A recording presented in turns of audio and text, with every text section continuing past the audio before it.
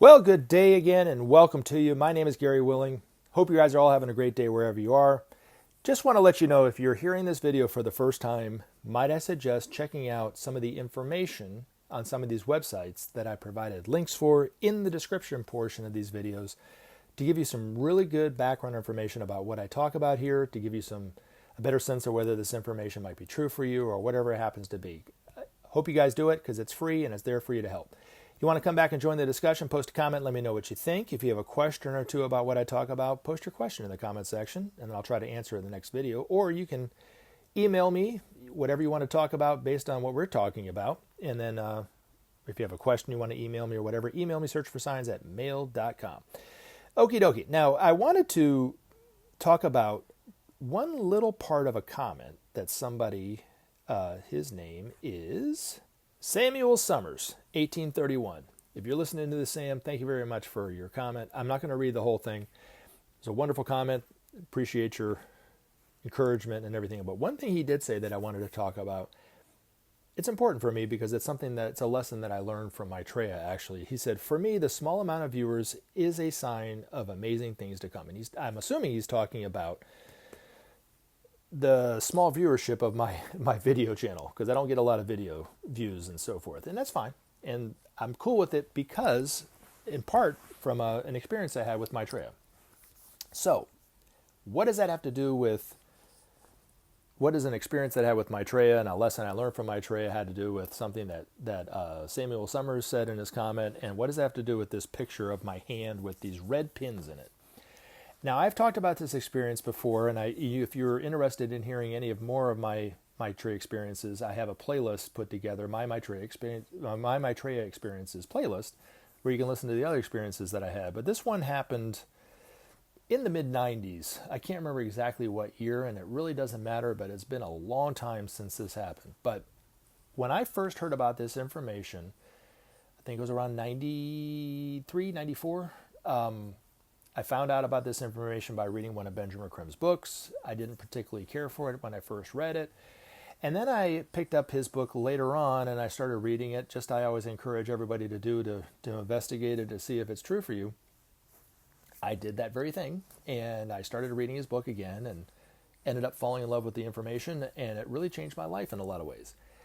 I started talking about this with friends and family in my life, and I don't have a large circle of friends and family, so that ran out pretty quickly, and I wanted to keep talking about it with other people. I didn't know really where to go. There wasn't a thing called YouTube where I could put up videos and that kind of thing.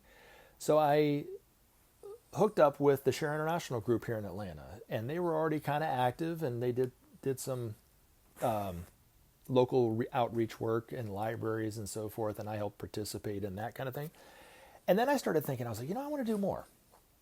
And what do I do? Well, I, from time to time, had listened to some AM talk show radio programs. Benjamin Crème used to be interviewed on these from time to time, and I was thinking, well, shoot, maybe I should try that. So I didn't really know where to go. There wasn't a thing called Google where you could Google all the AM radio stations in an area or whatever like this. So I don't know who told me this, but somebody told me, you can actually get the Yellow Pages online or on a CD, and it's for the whole United States. And I'm like, really?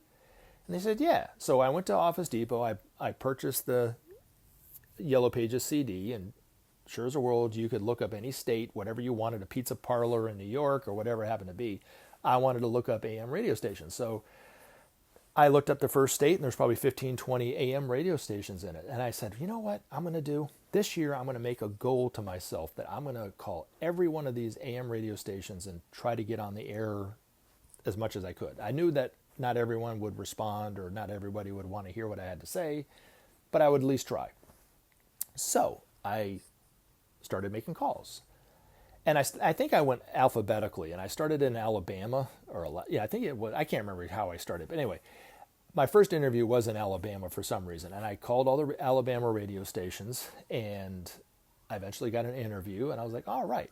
Well, I didn't want to call the state by mistake again, so I bought a map of the United States, and I bought these little red pins, and then if I called the state, I would put a pin in it. And like what happened in Alabama, if I had an interview in that state, well, shoot, I'll put a little flag in there.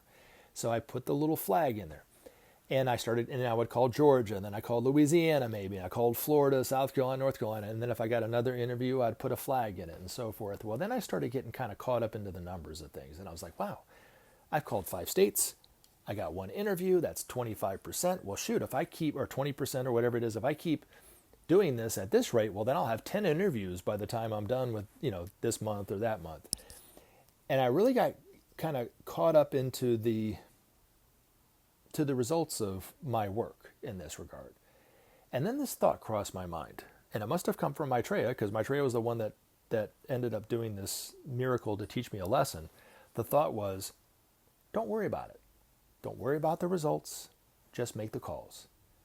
And then I would say, yeah. I was saying this to myself, yeah. But if I get one more interview, then I can get up to 25% or 30%, that kind of thing.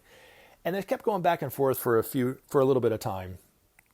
And then it was getting time for where Benjamin Creme was going to come and do his U.S. tour here in the United States. And so I took a time off, and I from me calling radio stations for me to me calling radio stations for Ben. So I started in Alaska, and I called a radio station in Alaska. Right off the bat, the guy knew about Ben. He was really excited. Yeah, I want to interview him. I've been dying to interview him for years, never could get a chance. So I hooked it up to where we got an interview. Well, what did I do in this situation?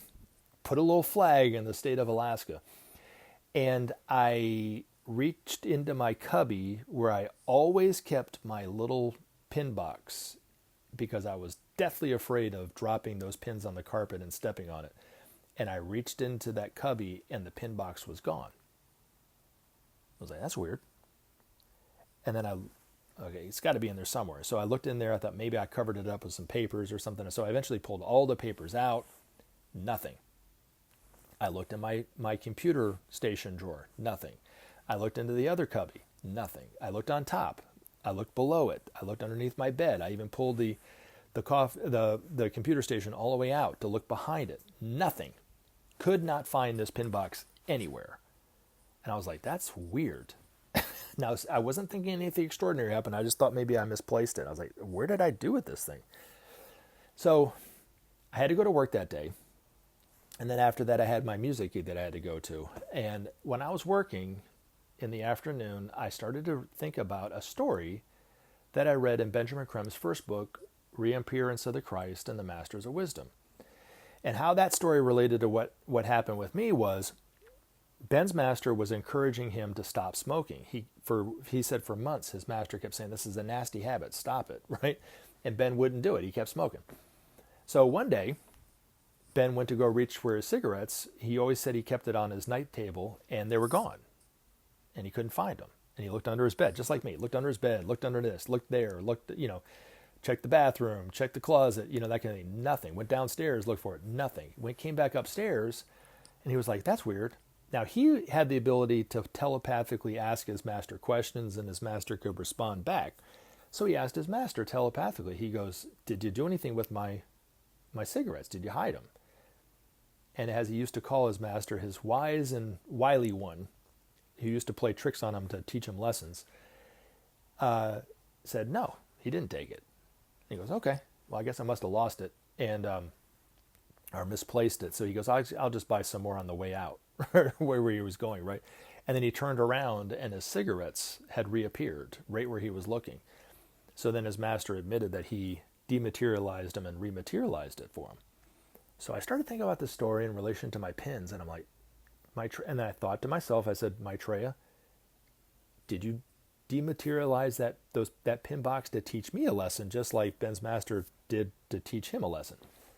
And if you did, do you mind rematerializing it? I promise I won't do that anymore. I got the lesson, but I need to take those pins out of the map and put them somewhere, and I don't want to, step on them in the carpet and stuff like this. So can you make it reappear so I can do that? And then I promise you I won't fall into that numbers trap again. I came home from work. It was still disappeared.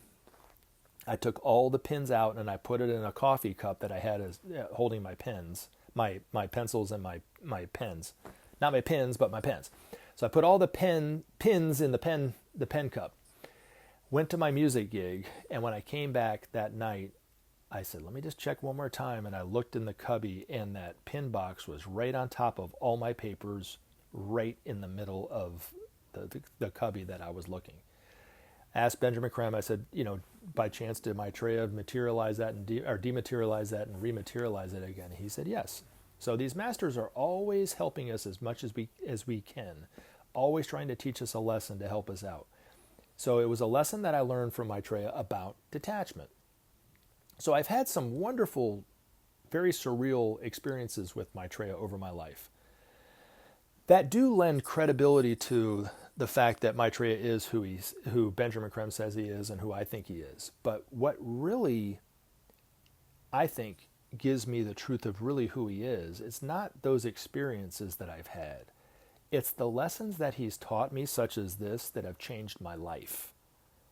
Like the time that I saw him in Marietta Square, where he said to me, he goes, I never judge anyone on whether they're good or bad. I only notice the good things that they do.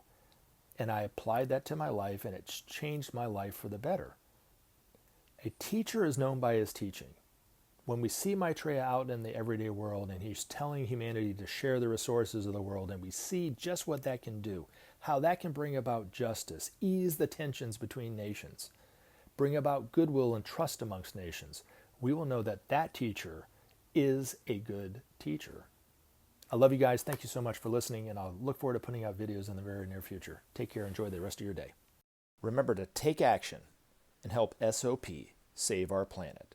Thanks for listening, and we look forward to talking to you again in future videos.